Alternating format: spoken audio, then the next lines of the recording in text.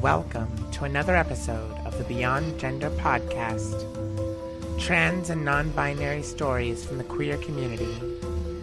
This is your host, Dorian Michelle Vrendon.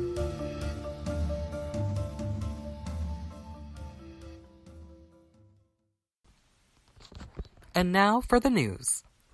Trans, gender diverse, and intersex people living in the Australian state of Victoria will no longer need to have gender reassignment surgery in order to change the sex on their birth certificates under proposed new laws. The state Labor government introduced a bill to their parliament recently, which, if passed, will allow applicants to self-nominate the sex listed on their birth registration as male, female, or any other gender diverse or non-binary descriptor of their own choice. Similarly, in Iceland, a new bill has passed allowing trans people over the age of 18 to change their name and gender by signing a statutory declaration at the National Registry, and young people under 18 can do so with parental consent. Stateside, members of the House of Representatives voted 243 to 183 to adopt an amendment that will block funding for President Trump's transgender troop ban. Additionally, several U.S. embassies and diplomatic missions around the world have been spotted hoisting rainbow flags in honor of Pride Month, despite a string of rejections from the Trump administration of requests to fly the iconic flag. Diplomatic missions in Seoul, Korea, and Chennai, India, sent out a press release and a video advertising the flag hanging outside their respective buildings, while the U.S. Embassy in New Delhi updated its Twitter cover photo showing a rainbow projected on it.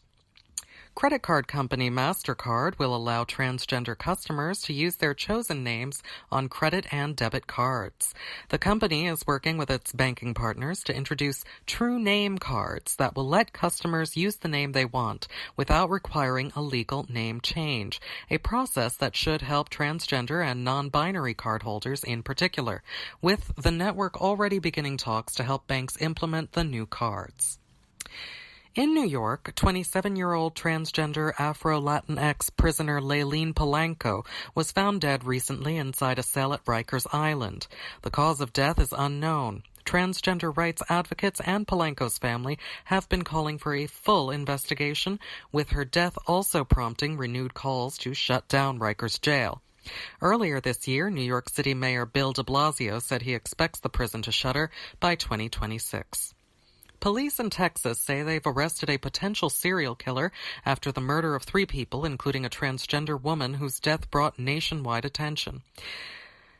Kendra LaVar Lyles, 34, was arrested in connection with the deaths of an unnamed man and woman in North Dallas, but detectives announced that they have also linked him to the death of Malaysia Booker, the 23-year-old transgender woman murdered recently.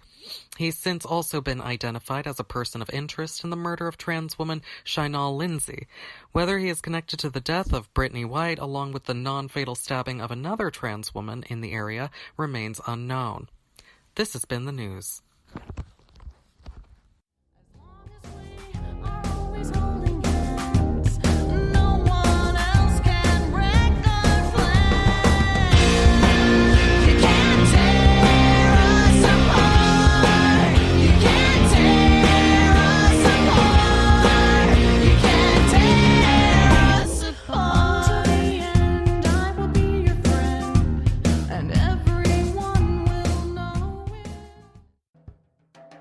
This week's episode of the Beyond Gender podcast is brought to you by Audible.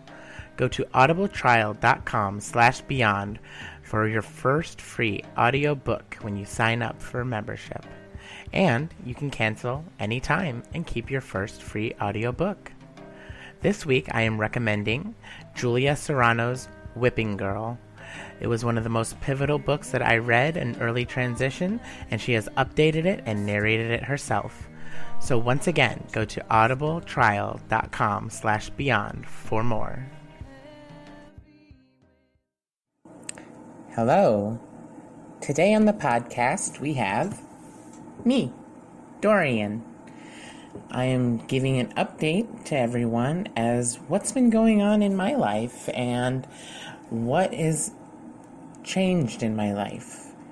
So, let's delve into it at the beginning.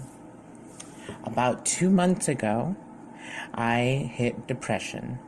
I was very sad, upset, hit a wall, and everything just kind of was too much to bear.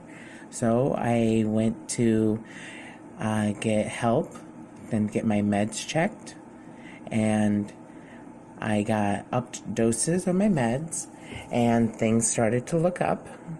But then I got a car crash happen. So it wasn't too bad, but it was fairly bad.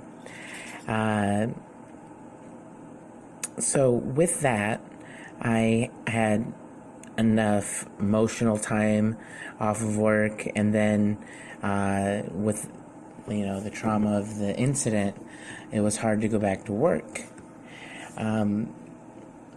Just coming out of the depression as well and hitting that wall. Not literally hitting the wall, but so one of the things that happened about that time was I went to the doctor and I got my neck checked out for any bending or any muscle issues that I might have had. And they took my blood work for regular hormone checks for my regular visit, just because I was there. Well, 2 weeks after that, they called me with my blood tests, maybe about a week or so, and the doctor told me that I have HIV. So, drop in the room. Yes, that is a diagnosis that I have recently come across. I am learning how to be a little bit more healthy, a little bit more conscious, a little bit safer since I'm just recently diagnosed. I don't want to go getting my blood on anything like that, so I carry Band-Aids with me and be very careful of what I do. And in situations, learning just what that means as far as a diagnosis. I did catch it early.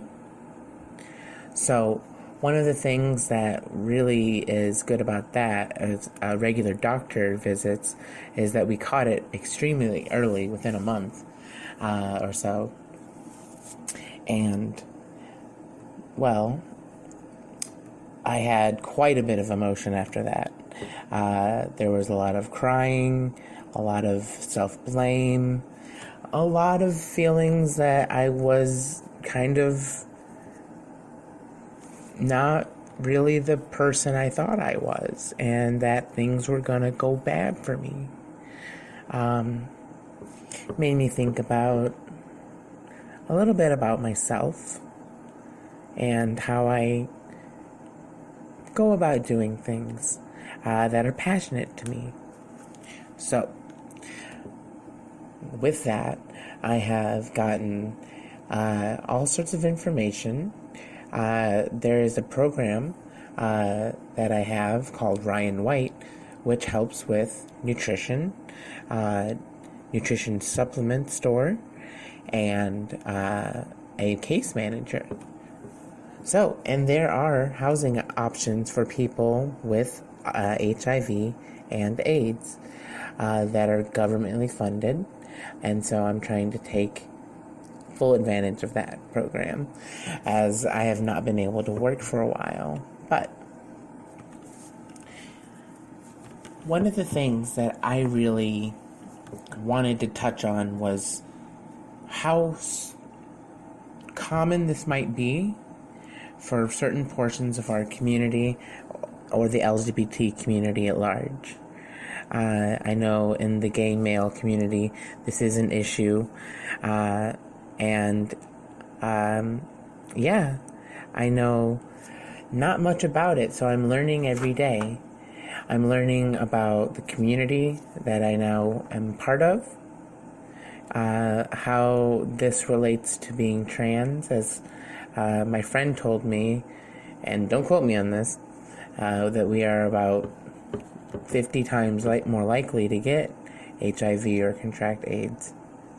So, one of the things that I really didn't know was just how easy it could be. Because when I was in a heterosexual relationship, as before transition, when I was the male counterpart and there was the female counterpart, that was not something that was on my mind as much. Just more so, just don't make a baby. And if you did catch something, you could probably cure it pretty easily. And I think that sense of privilege kind of carried over with me in some of my own when I transitioned and then became the female in the relationship, and then had, both straight and gay relations. And so with that comes more risk.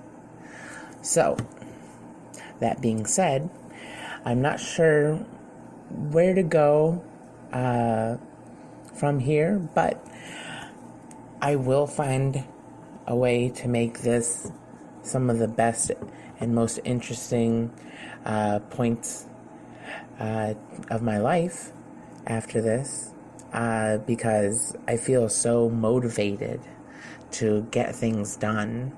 And being someone that has the status of president of the nonprofit Fund for Empowerment, we do focus on homelessness, trans rights, and HIV and AIDS, which all kind of overlap sometimes for some of us in the community, especially those of us with queer identities as well.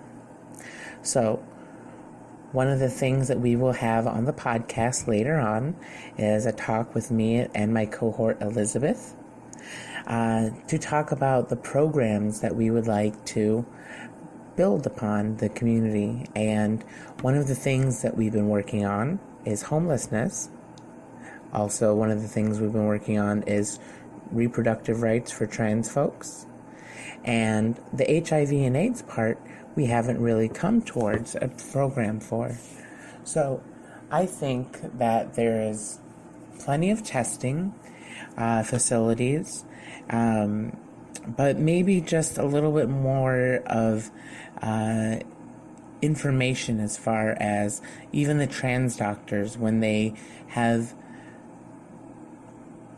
patients come in, maybe advise them if they are trans female or even trans masculine, that they need to get on PrEP, Truvada, because that is a HIV prophylactic.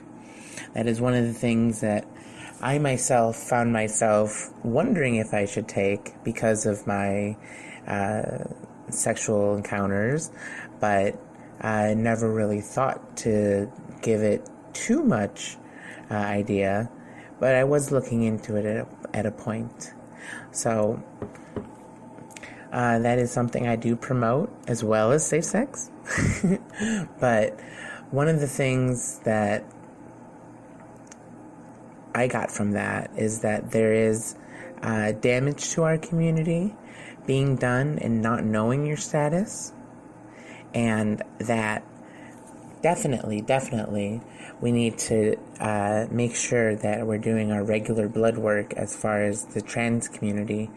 And I would say that if you're part of the cis community, straight, gay, pan, bi, ace, what have you, then, definitely just practice mindfulness. And it's not as much a illness that I see myself having that it'll kill me, but I have medications that'll stop all that. I just have some of the social stigma left over, and that is probably some of the hardest stuff. One of the things I want to do is try dating again, regular dating, and that scares me to have to try to tell someone. I don't know when's the right moment, and how will they react. Hopefully, you can trust to build a relationship first and then get to those things. But the idea is just going to be in the back of your head till you do it, and finding that right moment can be a little bit tough, I'm finding out. So, I have gone to links to tell my children and my parents, my parent, singular, my mom, how exactly I am going to go about handling this, and to them what it is that is going on. So we talked about that. I had help from a therapist in talking about intimate things like this with little children, younger than 10. So that is something that I'm lucky I have my children already, and that I don't have to worry about them or having to want a child and then not being able to give a child a life without, passing that along. So I am very fortunate for that, and I see a lot of good things, a lot of opportunities, and a lot of just optimism at the end of it all. So I must say that I am a proponent of informed consent, medication therapy, but I am a very big proponent of mental health, because we go through so much as a community that I think it's always good for us to kind of check up. Not that it be a requirement to get medication, but always to make sure that we're doing okay and that we're making the right kind of choices that are helpful and healthy for us. And if we need other assistance, that we get that. And being honest with your doctor is one of the bigger things that I've had issues with.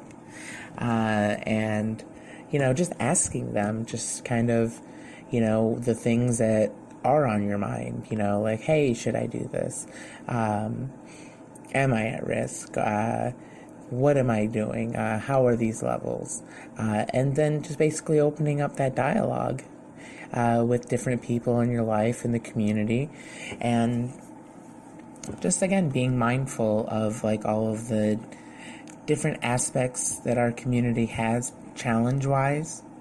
And, it really is beautiful how there are so many resources coming together to assist what I thought was one of my biggest mistakes in my life, and just felt really terrible about my own decision making. They made me feel a lot better about myself and about what I'm going to be going through. So I just wanted to update everyone with a little bit of what's going on in my life, and I must say it is looking up as far as all of the bad things that could come around, and losing a job as well. So on the lookout for that as soon as possible. But other than that, I even had a fun GoFundMe, or a Facebook fundraiser, I should say, for rent. And I was just blown away by the community response. And I made my goal for rent within 3 hours. I was just so floored by that, and I wanted to share that with you. All that story with you. So, other than that, we do have an interview with Miranda coming up. And that will be a great interview, because what we have scheduled is our, kind of like how I came on the podcast, our new news lady, Miranda. She will be conducting and posting news on social media, as well as reading the news on episodes and being featured upcoming. So look out for that. And as always, stay safe, stay connected.